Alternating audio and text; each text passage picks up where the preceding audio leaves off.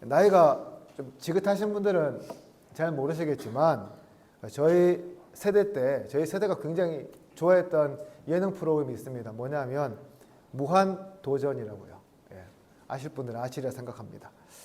유재석 아시죠? 정준하, 하하, 정형돈, 박명수 이 5사람이 주된 캐릭터를 가지고 말도 안 되는 무모한 도전을 하는 그러한 내용이었는데요. 지금 봐도 이것만큼 웃긴 예능이 없더라고요. 그만큼 재미있습니다. 근데 이 무한도전에서 1년에 한 번씩 하는 그 미션이 있었는데 뭐냐 하면 바로 가요제였어요. 이 가요제에서 여러 유명한 곡들이 나오게 되었는데 저는 그 곡 중에 한 곡을 꼭 기억합니다. 뭐냐 하면 이 노래 제목이 말하는 대로 이런 노래거든요. 이 노래에 보면 이런 가사가 있습니다. 말하는 대로 될 수 있다고 믿진 않았지 믿을 수 없었지 마음먹은 대로 생각한 대로 할 수 있다는 건 거짓말 같았지 고개를 숙였지. 이런 가사가 있어요. 저는 이 가사를 보면서요. 이것이 세상을 살아가는 보통의 우리의 마음이 아닌가라고 생각해 봅니다. 그렇다면 우리 하나님은 어떤 분이실까요? 우리 하나님은 말하는 대로 마음먹은 대로 생각한 대로 행하시는 분일까요? 아니면 말만 해놓고요. 저 천국에서 노시면서 아무런 관심이 없는 분이실까요? 오늘부터 창세기에 나오는 이 족장들에 대해서 살펴보고자 합니다. 창세기에 나오는 족장들은 아브람과 이삭과 야곱과 그리고 요셉으로 이렇게 이어지는 것을 우리가 보게 되고요. 오늘 본문은 이 족장 시대를 연 아브라함이 하나님의 부르심을 받는 그런 장면에 대해서 우리에게 소개하고 있습니다. 오늘 말씀은 눈 감고도 외우는 여러분 잘 아는 말씀이죠. 하나님께서 하란에 거하는 아브라함을 부르셔서 하나님께서 지시하는 땅, 다시 말해서 가나안 땅으로 가라고 하나님 명령하십니다. 여러분 근데 이게 쉬운 일이었을까 생각해 보면 이게 쉬운 일이 아니었다는 겁니다. 우리가 몇 주 전에요. 창세기 11장을 살펴보면서 아브라함이 원래 어디에 살았는지 알아보았어요. 어디 살았냐면 메소포타미아 지역의 갈대아 우르. 지금으로 하면 이라크 남쪽의 바다와 직면한 그런 그 땅에 살고 있다가 거기에서 가나안 땅으로 오는 와중에 하란에서 딱 멈춰버립니다. 그런데 이제 하나님께서 그곳 살던 아브라함을 다시 불러서 가나안으로 가라고 말씀하세요. 하지만 우리가 생각해 볼 것은 이 가나안 땅은 갈대아 우르나 하란과 비교하기 어려울 정도로 굉장히 낙후된 지역이었다는 겁니다. 갈대아 우르는 이 당시에 세계 최고의 문명을 자랑하고 가장 많은 인구가 살던 그런 도시라고 할 수 있습니다. 문명이 그러니까 엄청나게 발전된 그런 지역이라는 거죠. 하란은 어떨까요? 하란의 역사는 아주 고대로 올라가서 어떤 설이 있냐면 에덴 동산에서 쫓겨난 아담과 하와가 그곳에서 먼저 거했다는 전설이 있을 정도로 굉장히 유서 깊은 도시고요. 또 이름이 교차로라는 뜻이거든요. 그래서 이 동서교차로에 위치하고 있어서 상업도 굉장히 많이 발달한 그런 도시였습니다. 당연히 갈대아 우르에 뒤지지 않을 그런 규모와 문명과 문화를 자랑하던 그런 도시였습니다. 당연히 치안도 되게 잘 돼 있을 거고 사유재산도 잘 보호받을 수 있는 그런 곳이었습니다. 그런데 가나안은 달랐다는 거죠. 모든 것이 미개했고요. 체계가 세워지지 않는 그러한 땅이었다는 겁니다.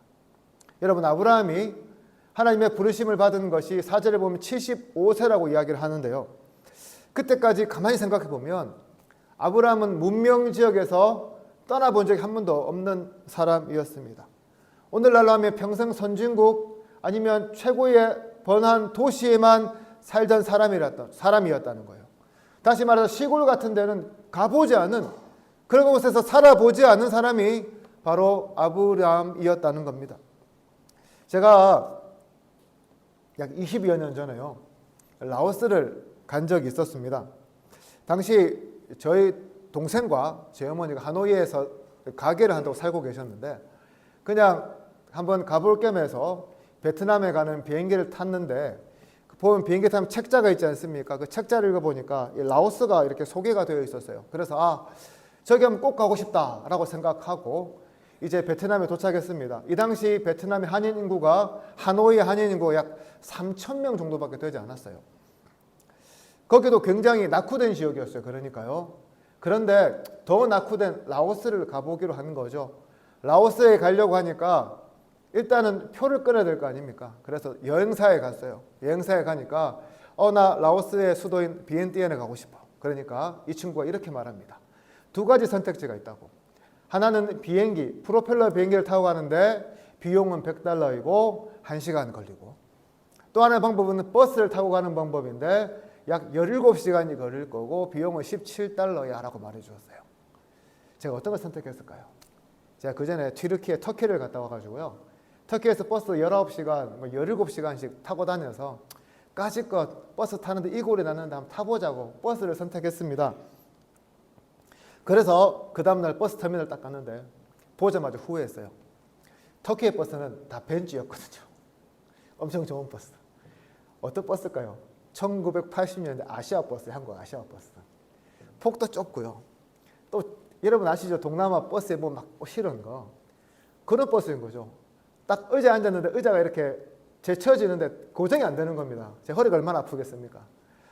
그 버스를 탔어요. 처음엔 그래도 옆에 사람도 없고 뭐 널널하게 앉아갔는데 갑자기 사람들이 손을 들자마자 다 세워주는 거였어요.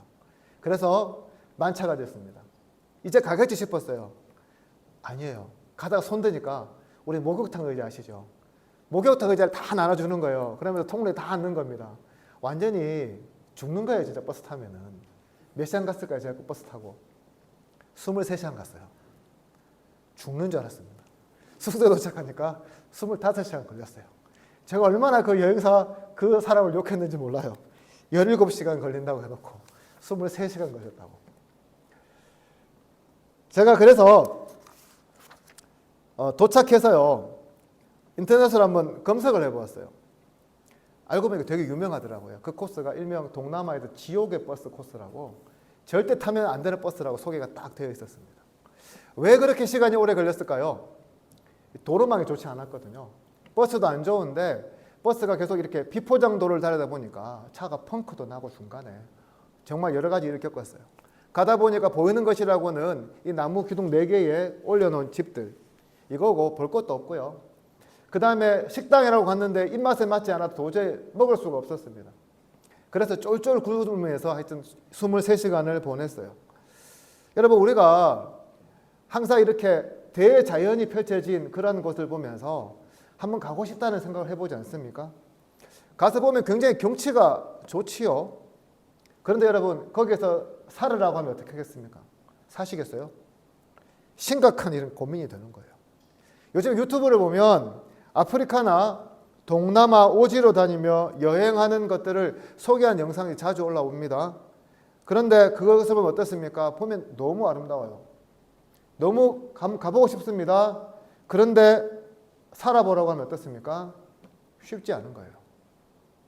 오늘날도 사실은 이런 문화적 편차 때문에 오지나 그 다음에 문명이 발전되지 않는 곳에 가서 사는 것이 쉽지 않은데, 아브라함은 과연 결정하기 쉬웠을까요?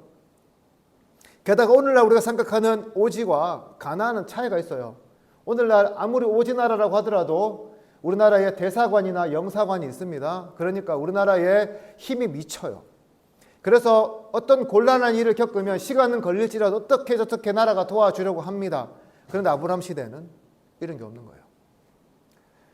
가서 언제 어떻게 목숨을 잃을지도 모르고 언제 어떻게 자기가 가지고 온 재산 다 날아갈지도 모르는 그런 위험을 감수해야만 합니다. 그것도 어떤 사람이요? 대도시를 떠나서 문명권을 벗어나서 비문명권에서 한 번도 살아본 적이 없는 그런 아브라함에게 하나님께서 가라고 명령하셨어요. 그럼에도 불구하고 아브라함 어떻게 합니까? 순종하지요. 쉽지 않은 선택의 기로에서 아브라함 너무 쉽게 순종합니다. 그렇다면 그 이유는 과연 무엇 때문이었을까요? 오늘 본문 1절을 보십시오. 이렇게 시작하죠.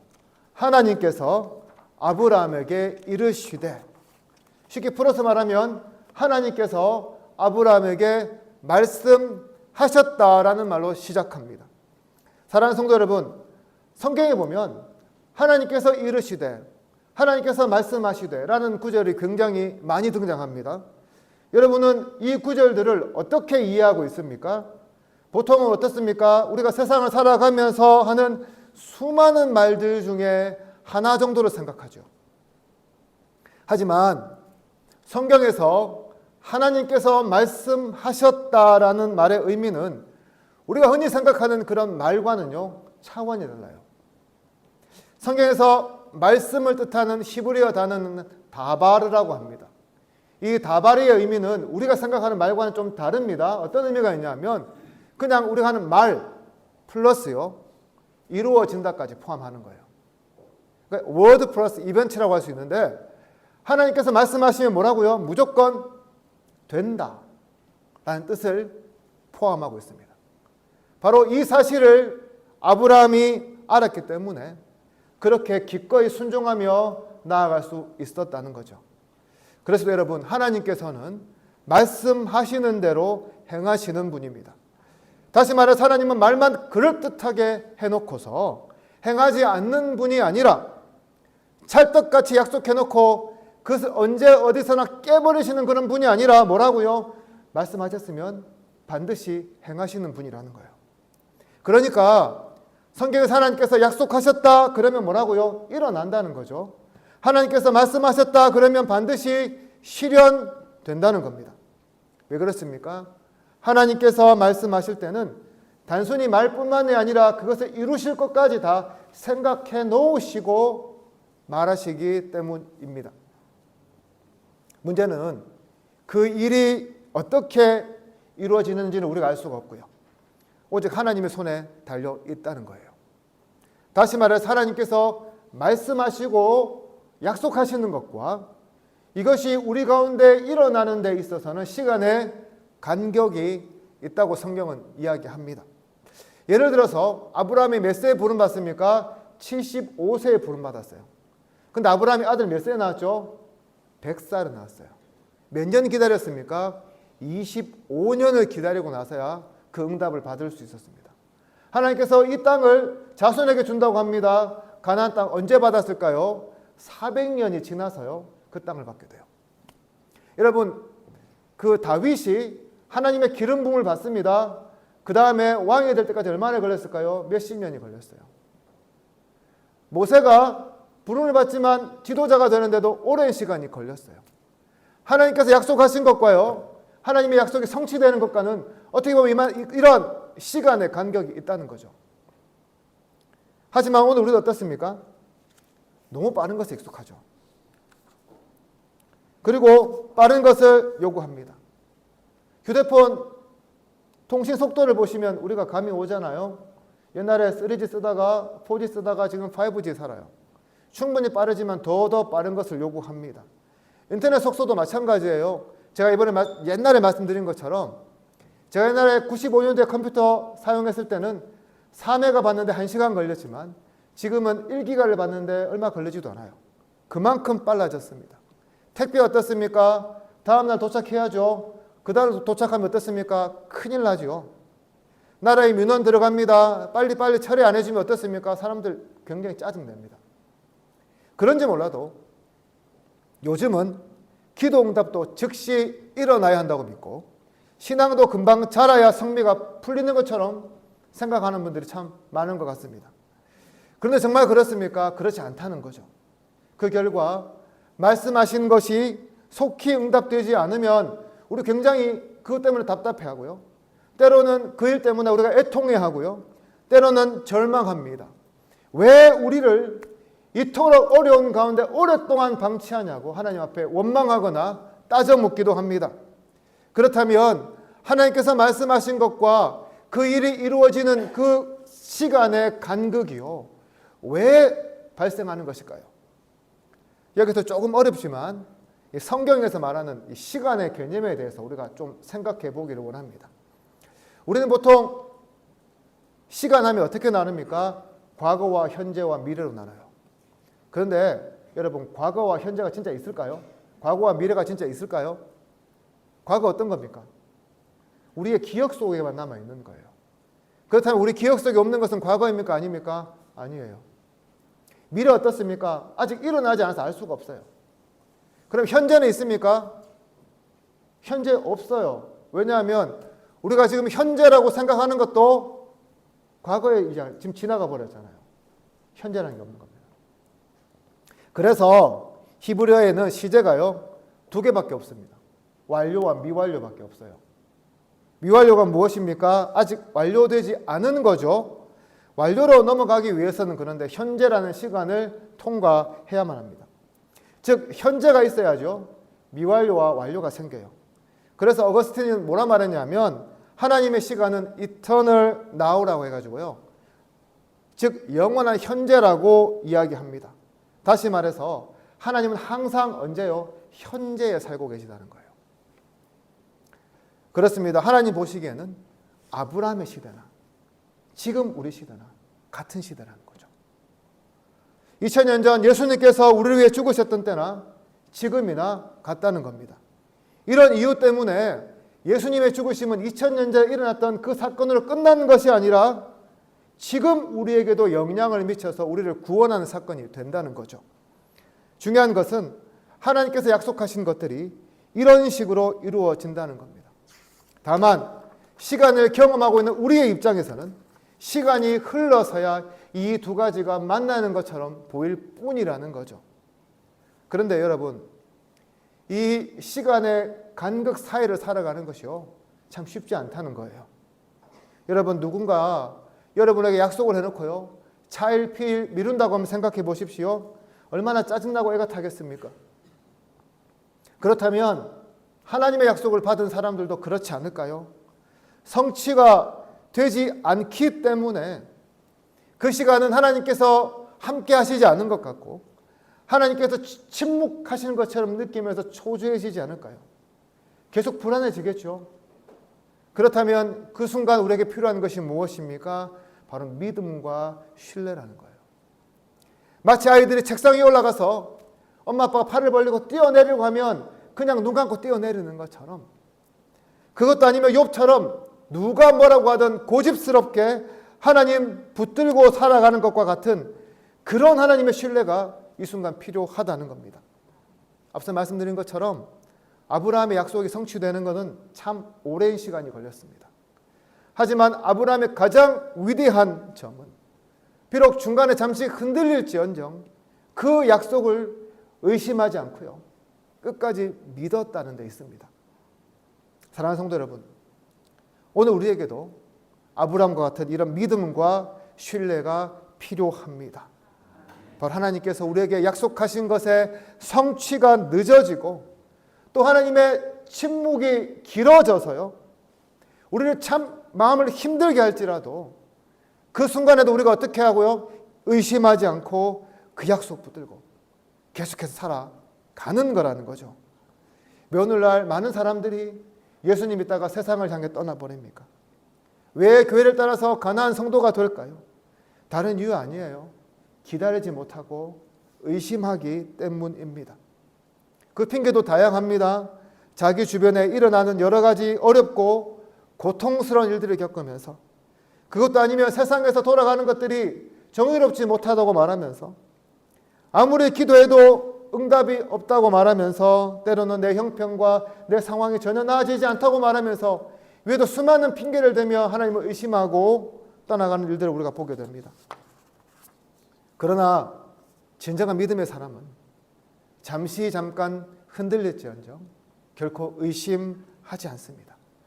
누가 뭐래도 꿋꿋하게 아브라함처럼 믿음의 길을 걸어갑니다.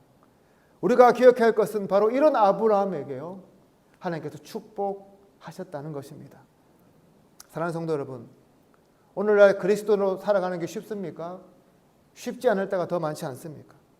내가 예수 믿으면 다른 사람들 보기에 내가 정말 모든 것이 잘 되고 건강하고 정말 행복해야 하는데 그렇지 못할 상황과 그렇지 못할 환경 가운데 거할 때가 우리가 얼마나 많이 있습니까? 이번 한 주간도 성도들의 아픈 소식을 들으며 참 마음이 힘들었어요. 때로는 잘 된다는 이야기보다 안 된다는 이야기를 들을 때면 걱정부터 앞서게 됩니다. 여러 가지 문제로 신음하는 분들을 보면서 너무나 마음이 무겁고 안타깝습니다. 그렇습니다. 우리의 인생은요, 예수님 믿어도 세상에서 건강하지 못해서 연약하고 행복하지 못해서 좌절하고 숨도 쉬지 못할 고통 때문에 힘겹고 어려워할 때가 참으로 많이 있습니다. 특별히 요즘 세상의 뉴스는요, 경제에 대한 걱정으로 가득하더라고요. 내년에는 올해보다 훨씬 더 어려운 그러한 추운 겨울과 같은 한 해가 될 거라는 예보가 줄을 잇고 있습니다. 이런 뉴스를 들으면 또 걱정이 됩니다. 사랑하는 성도 여러분, 이런 상황 가운데서 과연 우리가 어떻게 살아가야 할까요? 우리는 이런 어려움 속에서도 끝내 우리를 도우시고 인도하신다고 약속하신 그 하나님의 말씀을 신뢰하고 믿어야 합니다. 그렇습니다. 세상은 계속 우리를 힘들게 할 겁니다. 계속 우리를 눈물 짓게 할 겁니다. 계속 우리를 고통 가운데로 몰아넣을 겁니다. 그러나 그럴수록 우리는 우리를 사랑하시고 푸른 초장, 푸른 풀밭으로 인도하신다고 약속하신 그 하나님께서 우리와 함께 하셔서 반드시 아브라함처럼 우리의 삶을 선하고 아름답게 인도해 주실 줄로 믿고 살아가야 한다는 겁니다. 사랑하는 성도 여러분, 우리는 하나님의 그 도우심을 의심해서는 안 됩니다. 더 이상 기다리지 못하고 그 품을 떠나려고 해서도 안 됩니다. 오히려 그런 의심과 고통이 밀려올수록 더욱 주님을 믿고 의지할 수 있어야 합니다. 그렇게 될 때에요, 우리에게 있는 지금의 고통은 더 이상 우리를 억누르지 못하게 될 겁니다.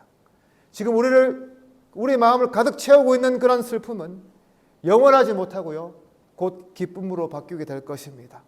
이런 놀라운 믿음의 삶, 결코 의심하지 않고 주님을 붙드는 그런 믿음의 삶을 살아서 아브라함처럼 하나님의 놀라운 역사하심을 맛보는 저와 여러분 되기를 주님의 이름으로 축복합니다. 하나님께서 아브라함에게 이렇게 명령하시자 아브라함은 즉시 순종합니다. 우리말 성경에는 잘 나타나지 않지만 히브리어 성경으로 보면 오늘 본문은 가라라는 말이 가장 먼저 나와요.